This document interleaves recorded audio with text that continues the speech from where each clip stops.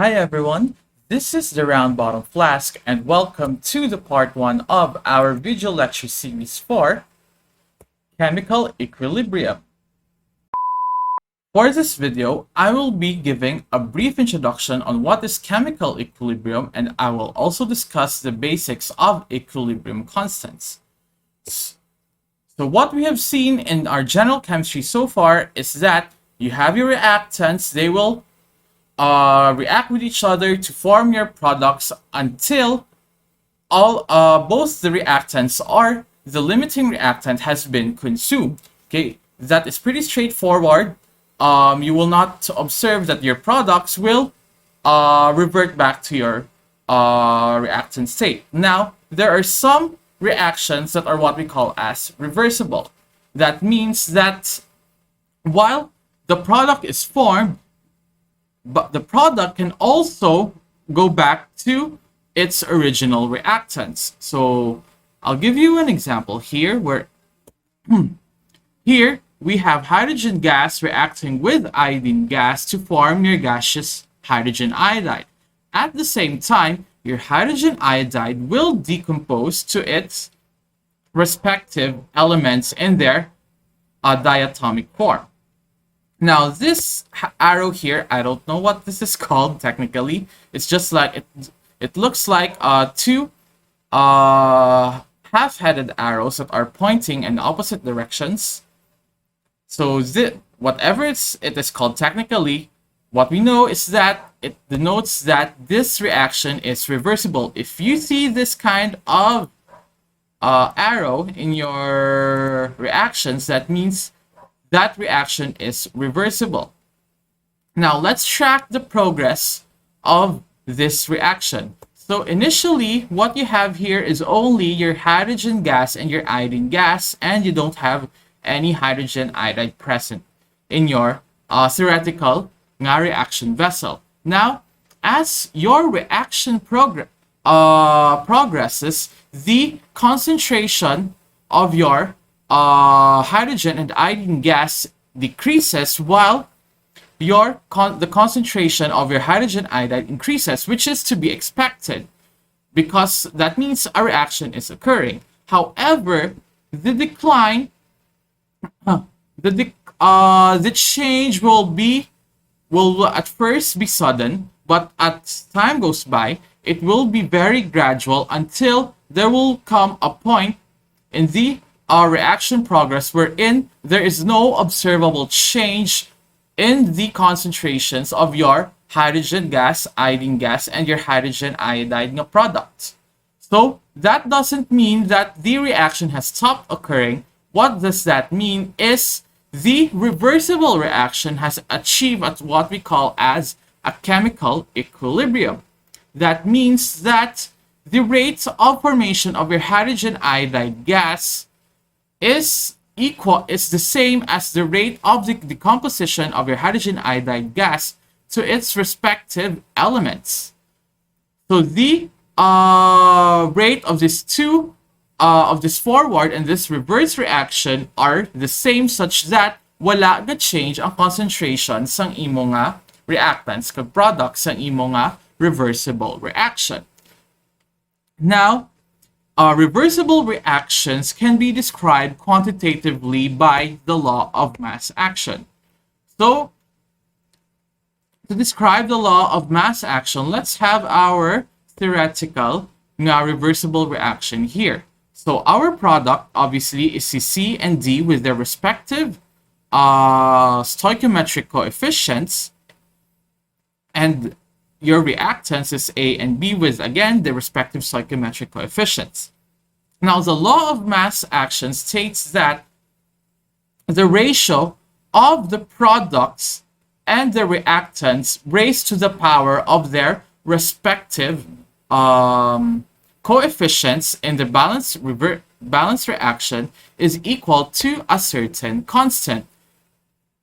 So, that certain constant is usually denoted as K, or technically denoted as Kc, because you will encounter later on that there are different expressions for K. Now this K, remember, it's always product over reactant. Okay, and when the chemical symbol of a product or reactant is enclosed in brackets, that means it indicates the molar concentration of the said substance, which is obviously in moles per liter. Now, this K is what we call as our equilibrium constant. Now, your equilibrium constant, by its name, is independent on the initial and the equilibrium concentrations of your reactants and your products in the reversible reaction. So that means bisan ano pa nakadamo ang imong reactants or products initially, it will find a way to achieve equilibrium such that when you solve for this expression here, it will always end up with the same value for K.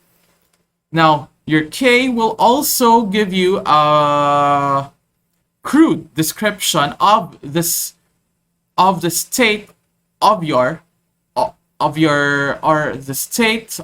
chemical equilibrium. Sakto, state of your chemical equilibrium.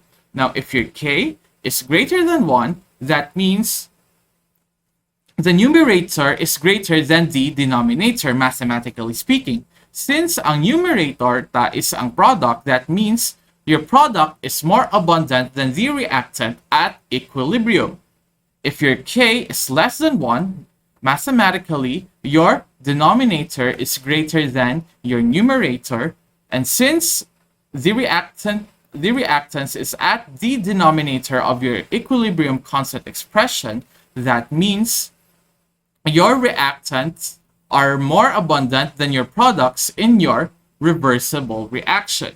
Now, I have said earlier that equilibrium constants are independent on the initial concentrations of your reactants and or your products, but they are not independent on external factors such as temperature and pressure. That means the equilibrium constants that you see in textbooks are only specific at a certain temperature. When the temperature changes, so thus the equilibrium constant.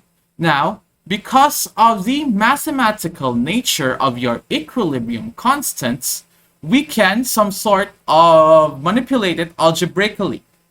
So this original reaction, let's try to express it in another way.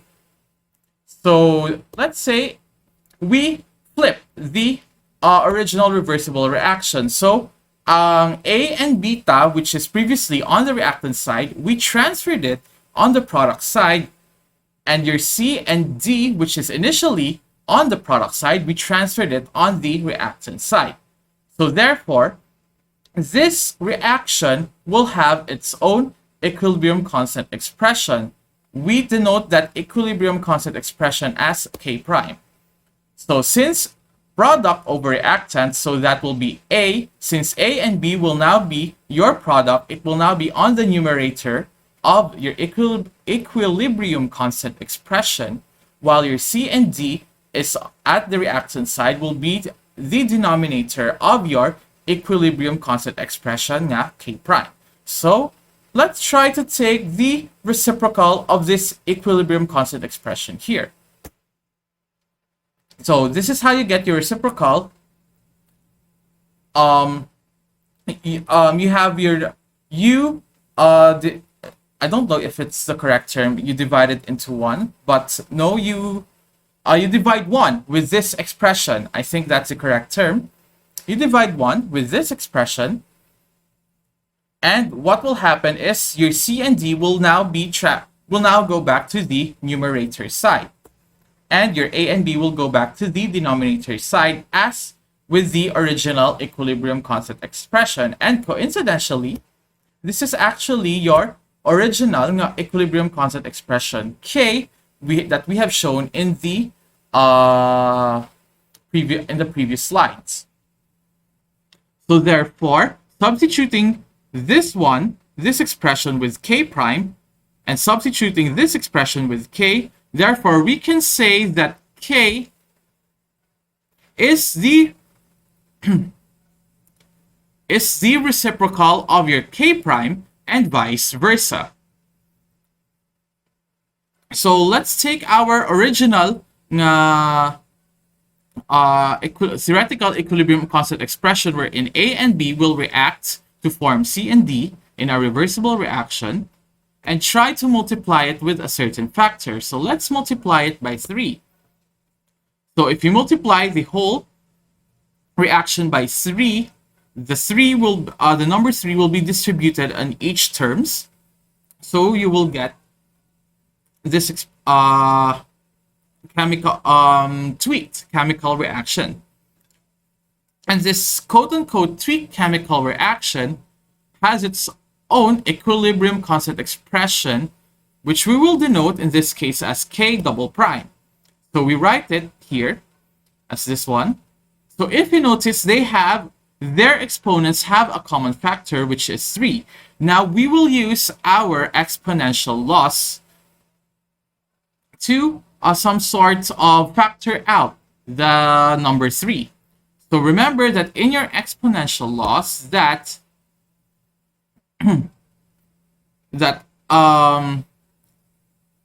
a quotient or a fraction raised to the power of a is equal to, we will distribute a on both the numerator and the denominator. Okay, so x raised to the power of m and y raised to the power of n raised to the power of a is equals to x raised to the power of am, and y is equals times y raised to the power of an. So basically, you just distributed the exponent a on each of the terms enclosed in the parentheses. So we will do that here. We will do the reverse thing of this exponential law, and what you'll get is you'll factor out the exponent 3 rather. So again, this looks very familiar because this is actually again the equilibrium constant expression of our original hypothetical equation, which is a plus b will form C and D, and vice versa. So substituting this expression with k, therefore we can say that k double prime is equal to k cubed.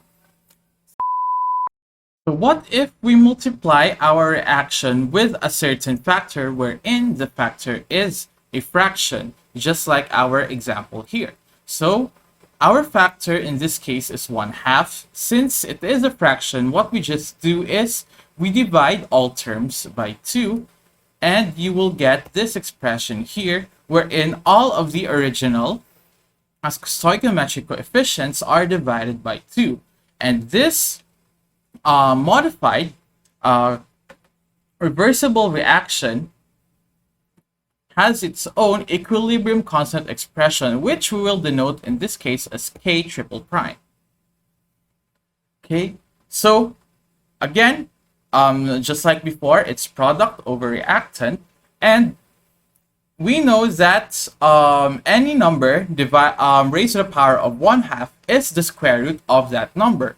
So we will apply the exponential laws to factor out this 1/2 exponent, which is common on all terms, and we will get the square root of that whole term, and it would look like this, which brings us back to the equilibrium constant expression of our original theoretical reversible reaction. So we substitute our k to this here, and we can show that your k triple prime is just the square root of your original equilibrium constant expression, k.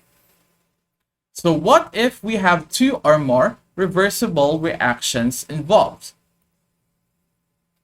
So let's have these 2 reversible reactions wherein your A and B will react to form C and D, while C and D can revert back to reform your reactants A and B. Your C and D can proceed to another reaction as a reactant to form your X and Y.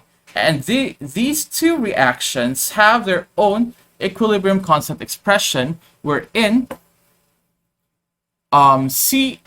C is equal, this reaction is equal to K1 with this equilibrium constant expression here, and the second reaction has an equilibrium constant expression of K2. Now, let's add these two reactions, and what you'll get is, since C and D appeared on the product side of the first reaction and on the reactant side of the second reaction, when you add these two reactions, C and D will cancel out. And thus, what will be left will be A and B and X and Y.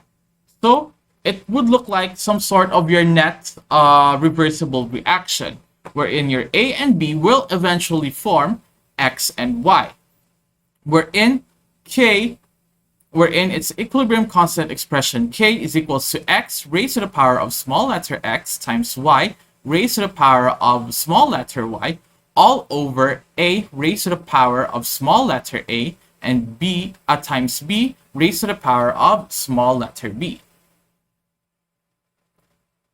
So what have you noticed this one here? So let's try, so this expression here is just actually the product of these two equilibrium constant expressions, if you take a look at it closely. So you multiply this expression for the first reaction and this expression for the second reaction, and what you'll get is this expression wherein C and D will cancel each other out. Therefore, we can say that your equilibrium constant expression K is a product of the equilibrium constants, of the two reactions. So let's have an example here wherein we apply what we have learned in the basics of equilibrium constants. So consider this chemical equation and with their respective equilibrium constant for the synthesis of ammonia at 25 degrees centigrade. So here is the reaction with the respective equilibrium constant. So based on this reaction, what will be the equilibrium constant for this expression?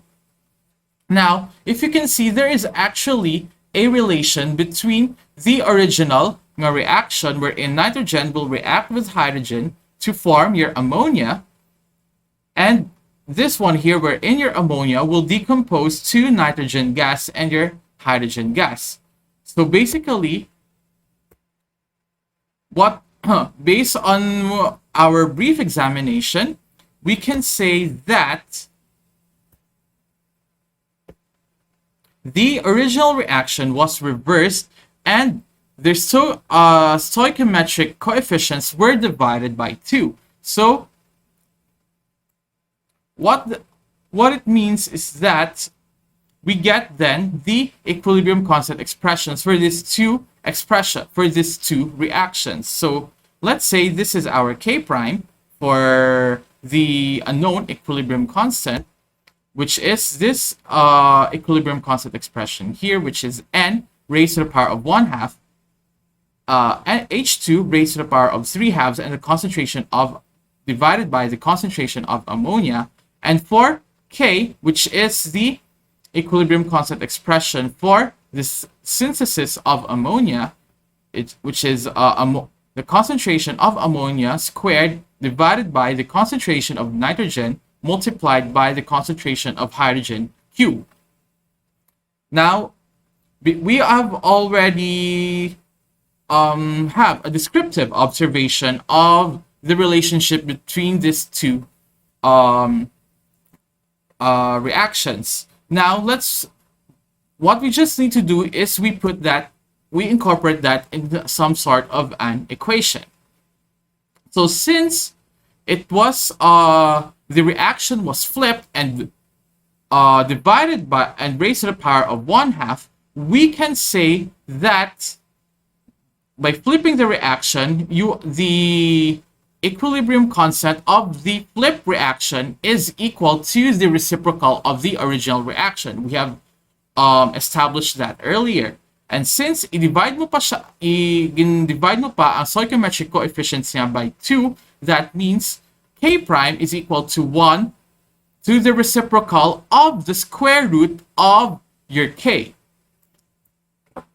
So from there, we already know this one. We just substitute the value for your k to get our k prime. So the answer will be 1.336 times 10 to the negative 3. Let's have another example here. Methanol is produced commercially by the catalyzed reaction of carbon monoxide and hydrogen. So take note that this is not balanced. Then we have an equilibrium mixture of these three components in a 2-liter vessel, and this vessel is found to contain 0.0406 moles of your methanol, 0.170 moles of your carbon monoxide, and 0.302 moles of your hydrogen gas at 500 Kelvin. So let's calculate the equilibrium constant at this temperature. We have already shown that the answer is 10.5. So how did we get that 10.5 answer? So what we need to do first is, since the reaction is unbalanced, before getting the equilibrium constant expression, we need to balance the reaction first. So we're given this one here. I'll just show you the balance reaction, and this will be our balance reaction. So we just multiply the hydrogen by 2, and we will get this balance reaction. If you can check on your own if the number of your carbon and the number of each elements in the reactant side is equal to the number of the elements on the product side. Okay, but this is correct. Next is, we already have our balance equation. Then we establish our equilibrium constant expression. So equilibrium constant is product over reactant. So that means our equilibrium constant expression is the concentration of methanol divided by the concentration of a carbon monoxide multiplied by the concentration of hydrogen squared. So we already have our equilibrium constant expression. In order to get our equilibrium constant, we need to know the equilibrium constant concentrations of your reaction. So from the data, we get the equilibrium concentrations of each of the substance. So for methanol, since we have a 2-liter reaction vessel, and it was found that it contains 0.0406 mole of your methanol, so we know that concentration is mole per liter. We just divide the number of moles by the volume of the reaction vessel in liters, and this will be the concentration. We'll do the same with carbon monoxide, which will give you this value here, which is 0.085 moles per liter, and for your hydrogen, which is 0.302 divided by 2, which is equal to 0.151 moles per liter.